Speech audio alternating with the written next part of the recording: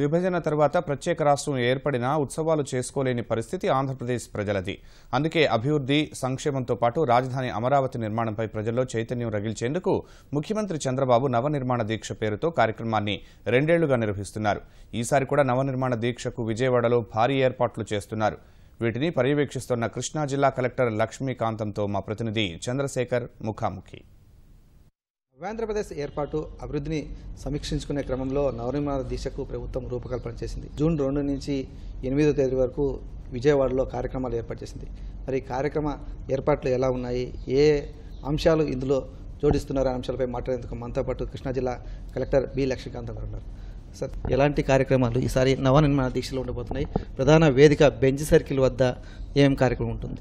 ఆంధ్రప్రదేశ్ రాష్ట్ర ప్రభుత్వము ఆదేశాల ప్రకారం జూన్ 2 నుండి జూన్ 8 వరకు నవనిర్మాణ దీక్షను చేయబోతున్నాం. దానికి సంబంధించి బెంచ్ సర్కిల్ వద్ద 2వ తారీఖు ఉదయం ముఖ్యమంత్రి గారిచే ప్రతిజ్ఞ చేయించి, ఆ ప్రతిజ్ఞ అన్ని జిల్లాలకు లైవ్ టెలికాస్ట్ చేయించి, అక్కడ జరిగే జిల్లాల్లో నియోజకవర్గాల్లో జరిగే నవనిర్మాణ దీక్షను ప్రారంభించి అందరి ప్రజలతో ప్రతిజ్ఞ చేయించాలనేది ముఖ్య ఉద్దేశం.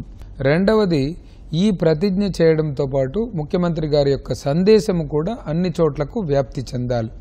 కాబట్టి లైవ్ టెలికాస్ట్ కూడా ఆ విధంగా ఏర్పాటు చేశాము. ఈసారి కొత్తగా ఏమంటే ప్రతి ఇంటిలో ప్రతిజ్ఞ చేసేట్లుగా మేము ప్రజలకు కూడా అప్పీల్ చేశాం.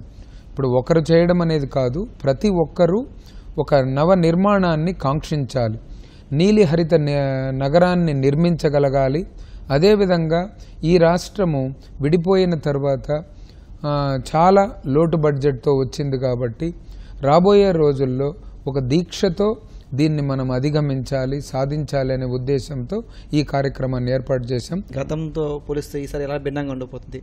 ర్యాలీ గురించి చెప్పారు. ర్యాలీలో ఏమేమి ప్రధాన ఆకర్షణ కాబోతున్నాయి? ర్యాలీలో ప్రధాన ఆకర్షణలు పోయినసారి కంటే భిన్నంగా ఈసారి స్కేటింగ్ పెడుతున్నాం విద్యార్థులతో. ఎందుకంటే ఇది విద్యార్థులే రేపటి భావి పౌరులు కాబట్టి, నిర్మాణానికి వారు కూడా వారి యొక్క సలహాలు కూడా కాబట్టి వాళ్ళని ఎక్కువ మందిని పెట్టాము. అదేవిధంగా బైసైకిల్ ర్యాలీ పెట్టాము ఈసారి. తర్వాత మన సంస్కృతిని ప్రతిబింబించేట్లుగా జానపద నృత్యాలను ప్రోత్సహించే విధంగా ఈ యొక్క నగరాన్ని నిర్మించాలనే ఉద్దేశంతో ఒక జానపద బృందాన్ని కూడా తీసుకొని వచ్చాం. కాబట్టి వీటితో కోలాహలంగా ర్యాలీని తీసుకొని వెళ్ళి అక్కడ రాజధాని నమూనాను కూడా ఈసారి కొత్తగా పెట్టాం. అంటే అమరావతి నగరం ఏ విధంగా రాబోతుంది, అమరావతి నిర్మాణంలో భాగస్వాములు ఏ విధంగా కావాలి అనే కాన్సెప్ట్గా థీమ్ని తీసుకొని వచ్చి ఒక బృందంతో ఈ యొక్క కల్చరల్ ప్రోగ్రాం కూడా ఏర్పాటు చేశాం. దీక్ష అనంతరం 8 రోజుల పాటు కార్యక్రమాలు ఉన్నాయి. అంటే ప్రతిరోజు ఏ అంశాలపైన అక్కడ చర్చలు జరగవలసి ఉంది? 3వ తారీఖు నుంచి రాష్ట్ర స్థాయి కార్యక్రమాలు కన్వెన్షన్లు ఏర్పాటు చేశాం. ఇప్పుడు ఉదయం నుంచి అన్నప్పుడు 3వ తారీఖు ఏపీ రీఆర్గనైజేషన్ యాక్టు, దాని మీద ఇచ్చిన విభజన హామీలు, ఆ విభజన హామీల్లో ఎన్ని నెరవేరాయి, ఏ ఇన్స్టిట్యూట్స్ మనకు వచ్చాయి, ఇప్పటికీ ఇంకా ఏమేమి చెయ్యాలి, గత 3 సంవత్సరాలుగా ఏ విధంగా మనం సాధించుకున్నాము అనే దాని మీద ఫోకస్ చేస్తాం.